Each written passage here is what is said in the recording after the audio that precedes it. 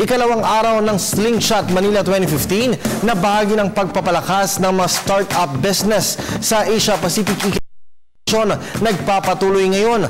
Alamin natin ang detalye ng ulat mula sa aming kasamang si George Bandola live.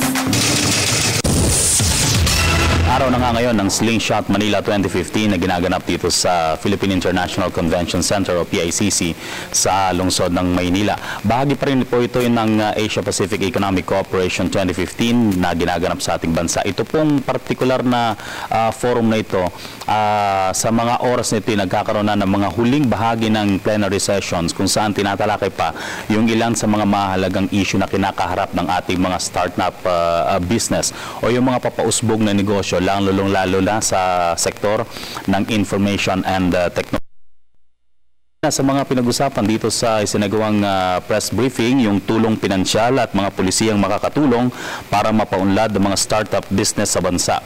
Ito yung mga isyong umiral at pinag-usapan sa huling araw nitong Slingshot Manila 2015. Ayon sa mga resource speakers, napakahalaga ng role na gagampanin ng pamahalaan para makapagpalabas ng mga pulisiyang makakatulong sa mga maliliit at bagong negosyo, lalo na sa aspeto ng financing, taxation, at tech support.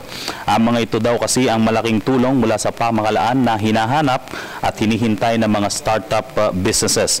Ikalawang pinansyal, pinag-usapan din kung paano at kung saan maaaring kumuha ng nararapat ang mga papausbong na negosyo, lalo na sa mga nangangailangan lamang ng maliit na kapital para sa research and development, sa software development, mobile application development at engineering. Kahapon sa pagsasalita nga nitong si Secretary Gregory Domingo doon sa plenaryo, ayon sa kanya dahil nga sa papausbong at papalakas na information technology o yung internet at yung paggamit ito, halos lahat meron naman ng mga mobile phone. Hindi rin malayo ng isang taong mayroong ambisyon na talagang makapenetrate sa global market makapag-develop ng mga value-added service o yung mga software, mga mobile application, mga sinasabi dito na pwedeng makatulong sa ating mga, hindi lamang sa Pilipinas kundi sa buong mundo, ay pwedeng maging mas malaking negosyo ito sa mga susunod na panahon.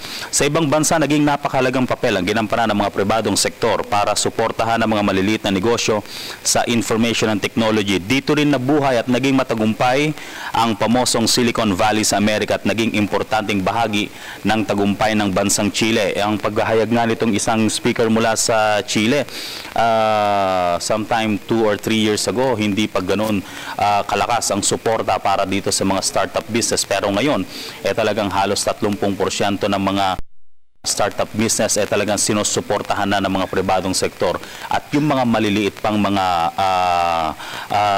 negosyo ito.